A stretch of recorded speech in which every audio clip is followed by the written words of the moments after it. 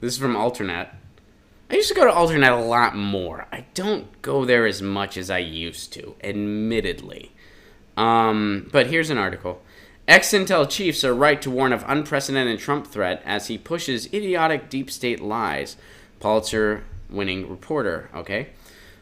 The spectacle of former U.S. intelligence chiefs taking the lead in opposing President Trump is making a lot of people's heads spin. On the right, the once venerated CIA and FBI are now scoring corrupt nests of liberal subversives.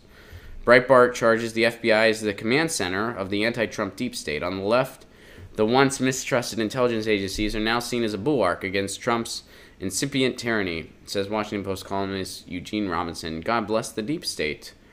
The confrontation is confusing because it is unprecedented. The White House and the CIA have clashed before, most notably during Kennedy, Nixon, and Carter, but never before have retired barons of espionage, subversion, surveillance, threat analysis, law enforcement, code-breaking, and counterterrorism turned so savagely on an elected commander-in-chief.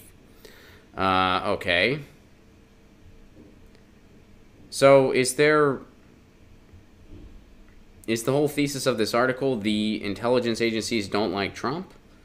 Because we've known that for 2 years. All right, so let's get to some of the interview here. This is with Tim Weiner.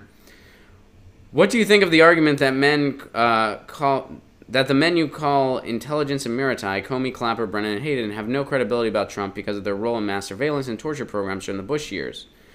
If there is a body of thought that says Comey cannot be telling the truth about Trump because he screwed Hillary Clinton during the campaign, that Hayden cannot be telling the truth about Trump because he carried out stellar win or because he watched over drone strikes, well, that is insane. That's the old line of F. Scott Fitzgerald. The mark of a good mind is to be able to hold two opposing ideas in your head at the same time. That argument is a straw man. Okay, here's two opposing ideas. You should be able to hold two opposing ideas in your head at the same time. Well, here's two opposing ideas. Trump is not good, but guess who else isn't good? The intelligence agencies who rely on an economy of war and whose incomes are based on getting us into more war. That's also not a good guy. So, via F. Scott Fitzgerald, I can fit those two truths in my head at the same time. You know, the world is not black and white. There's not a good guy and a bad guy. Sometimes there's only villains involved.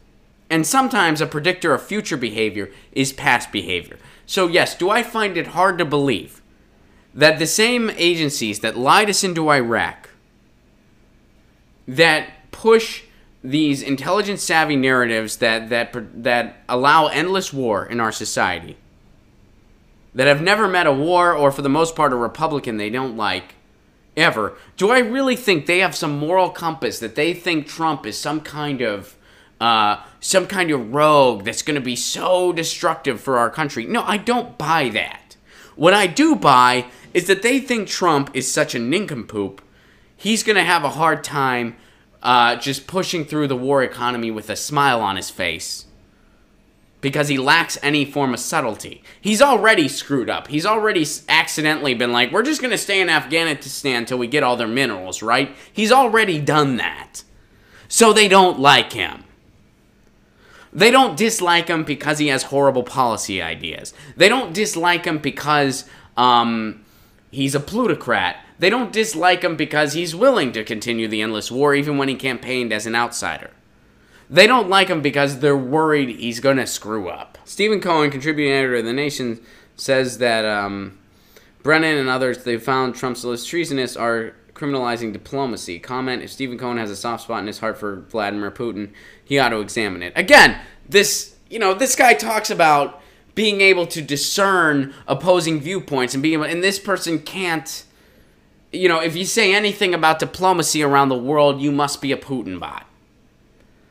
So, this person really favors critical thinking when it's convenient for their narrative. Thank you for sharing that article, Kimmy. Get your news on with Ron. Don't you wanna know what's going on? We're getting our news on today. Get your news on with Ron. Don't you wanna know what's going on? We're getting our news on today. You can tweet me an article at Ron Placone. We'll go through it together and make it our own. Get your news on with